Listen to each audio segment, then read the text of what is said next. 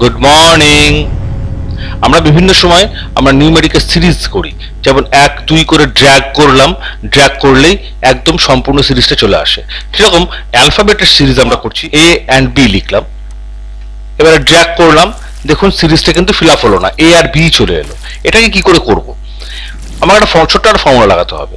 এইখানে আমি ফর্মুলাটা দিচ্ছি, ইকুয়ালস টু ক্যার। ক্যার মানে হচ্ছে যে কোনো অ্যাসকি কোড, কম্পিউটার সেটের যে কোড আছে সেই কোডটাকে ওরা অ্যালফাবেটে কনভার্ট করে। ক্যার অফ কোনটা? ওই এটা। এটার তাহলে আমাকে অ্যাসকি কোডটা জানতে হবে।